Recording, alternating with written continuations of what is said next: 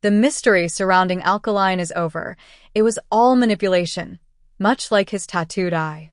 This is not a comparison between Vybz Kartel and the artist known as Alkaline. For years, I have observed people drawing parallels between the two.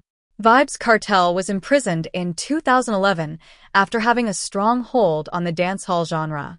While he was under investigation and supervision, Alkaline emerged on the scene with the top producers who had fallen out with Kartel.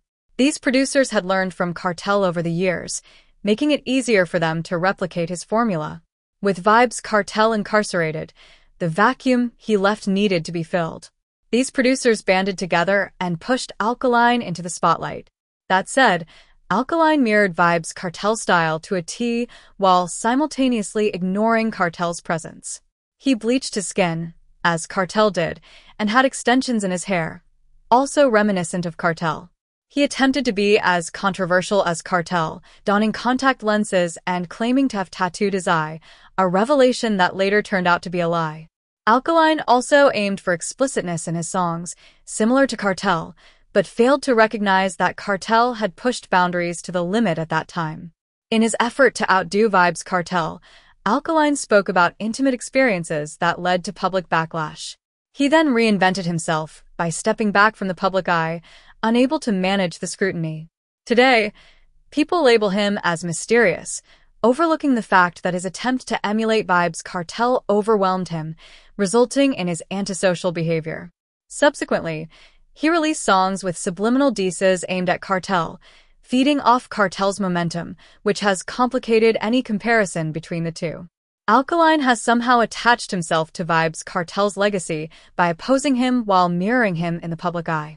He even named his fanbase Vendetta, a term once associated with Kartel when he was around Don Corleone. Today, his fans hail him as great.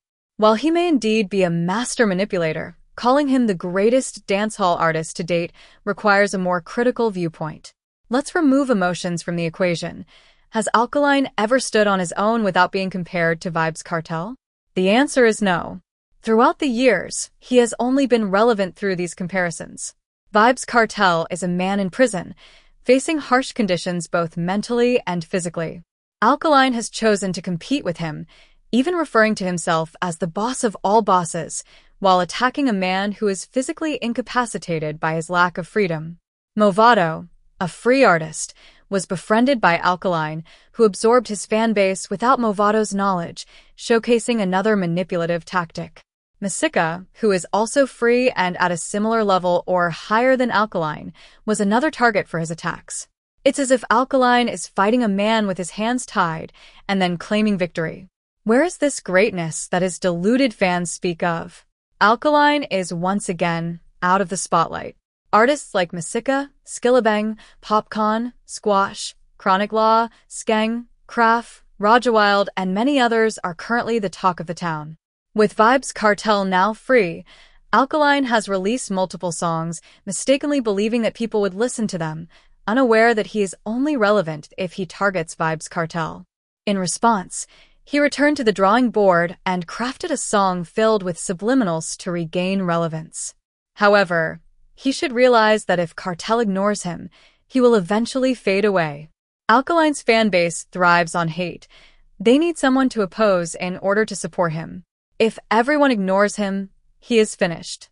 The only way he can survive is to reinvent himself again and overcome his antisocial tendencies. Even then, interest may wane because his manipulative tactics are wearing thin.